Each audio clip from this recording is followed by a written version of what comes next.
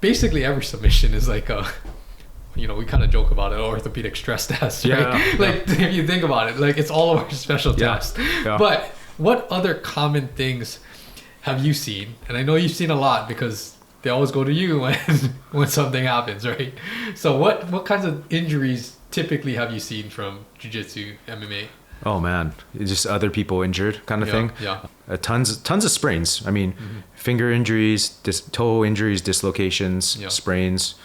The gnarly ones are always like the dislocations. Yeah. Like a lot of shoulder dislocations, elbow. The worst one being the knee dislocation that I one time got to reduce. Yeah. Man. You know who I'm talking about. You ended up rehabbing the guy as well. But yeah, bad injuries. Yeah. I would say for the most part, like I don't want to paint jiu-jitsu as this dangerous thing. For the most part, I mean, I'll go months without seeing anything significant, but just the small things. Like I saw a guy today who had a thumb sprain, a UCL sprain, ulnar collateral ligament on the inside of the thumb. He was just like, he said he was sparring the day before and his thumb just got caught. He didn't think much of it, but yeah, it took a look today and it looks like he has a pretty decent sprain, at least a grade 2, that we're gonna just make sure he gets follow-up on. Yeah. You know, and it's crazy too because, well, we you know, we're around the same age, so kind of dating ourselves a little bit, but we kind of grew up when, I mean, I remember seeing like the UFC tournaments, you know, the ones that really had no rules, right? It was like no weight limit, multiple fights in one night. And then you see some of those things to what it has come now, which is good, right? There's more structure, more rules.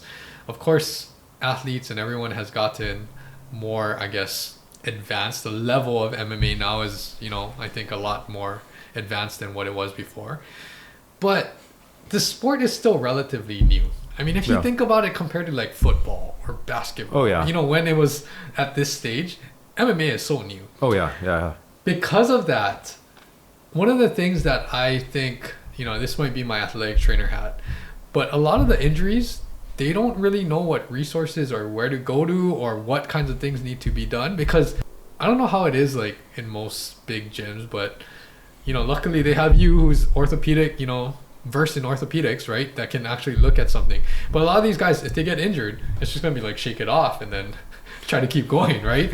So we'll both kind of discuss this, but to anyone that's training MMA, right? Whether that's trying to compete or just leisurely, recreationally, what are the steps that should be taken to make sure that you get checked out, especially after an injury? Because sometimes it's not just a minor injury. Like, I mean, like your LCL is a good example. You could have easily gone like, I think I'm okay, wait like a couple weeks. But then after a couple weeks, it might be like, okay, now we're in a worse situation than what we should have been. And that's extremely common. I've actually had a bunch of teammates or different friends I've had come up to me with injuries like that, where it's like, I'm like, when did this happen? And you're like, 3 months ago. You're like, oh, like your knee, you tore your ACL, and I think you've been walking on this thing. Or of course, tons of meniscus injuries, things like that people just kind of sit around and deal with. And it's not, but yeah, that's unfortunately extremely common. I think jiu-jitsu and MMA are two different answers, but I think for the most part, MMA, it's still kind of a grassroots sport. It's not like there's like even the UFC guys that I know, they it's not like they have like a great like uniform medical policy or something where they're covered well and they have all this other issues. So yeah, it's kind of tricky. I think just getting plugged in with a good primary care doctor, having a good orthopedic doctor that you know, or sports medicine doctor, someone that you can rely on to see these things, especially if you're a pro athlete, it's incredibly important. So I do see a lot of these pro athlete MMA guys who don't have that, and they suffer through a lot of injuries that they're just so tough. They're kind of too tough for their own good. They just suck it up, and then you're like, holy smokes, you've had like this UCL torn for like 6 months and you haven't done anything, or your ankle is like been sprained and not rehabbed, and it's you can't run, you can't do anything right now, things like that. So very, very common. And I agree, especially in Hawaii, right? Like MMA is pretty big here. I don't know a lot of MMA guys, right? But there has been guys that we've worked with or helped with, and some overlap there. But I think that's one of their strengths, right? Is that they're so tough, sometimes too tough for their own good, that they just push through. which is what makes you successful as a MMA fighter. Oh yeah. But at the same time, I think what they don't realize, even though you're tough and going through all of this, there's certain things that are taken away from the performance, right? Oh yeah. Like for sure, there's only so much that you can do that before the body starts to say, oh, hold on, we're going to start breaking ourselves down, right? Oh yeah. And I think that's the message, is that, you know, it's not like you find a good orthopedic surgeon, you find a good like rehab specialist, you find good people that know how to treat athletes.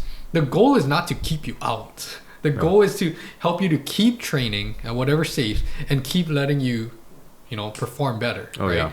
And I think that's the message, is that when you have people that deal with these types of athletes and need you to, or have that understanding how to keep that performance at a high level, those are the guys that will help you to make sure that it doesn't turn into a bigger issue. Because yes, we've seen many times, we've had Yancy talk on the podcast too, you know, multiple times. It's like there's certain things from, you know, years and years ago that you're just working around, and before you know it, it's like 5, 7, 8 years later, right? It's like, man, that problem that I've been working around, it just turned into this big issue that's really declining my performance. Yeah.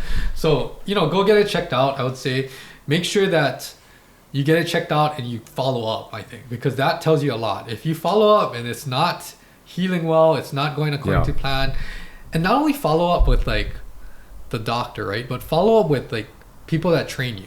Because if you're not able to, it could be healed, but if your training is not where it was, there's a lot of things that you have to progress back to, and that will save you from future injuries too. Right?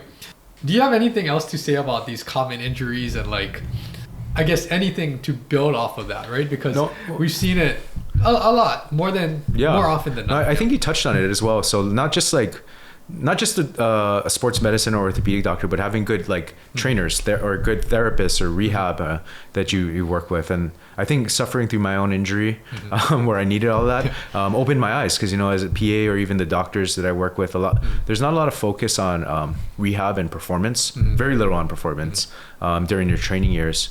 Just eye-opening how much there is out there, and how important having a good trainer, therapist, rehab, all that is for your recovery, and especially if you're a pro athlete. I mean, even at like for a relatively grassroots sports like MMA, it's super important, because it's still a small sport, and it's like you're your own advocate, so you have to really make sure you're plugged in well. And to build off of that too, knowing what you want to get back to.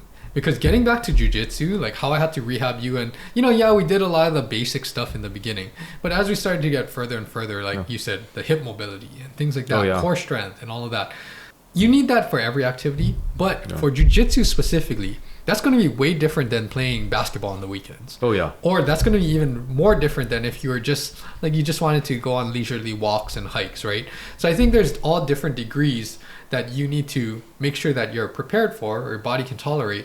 And definitely if you're a competitive athlete or pro sports, there's a huge gap from just like physical therapy or, you know, like basic rehab to getting back to like, can I strengthen condition? Can I handle sparring? Can I, you know, withstand all the conditions that I need to withstand for your safety, for one, but so that you can actually perform how you want to, right? I think that's it, man. I mean, I think that's really like touches on all the bases of what's important. Because I mean, the injuries will come. You're gonna get injured at some point. It just hopefully nothing catastrophic. Hopefully it's stuff that's rehabable.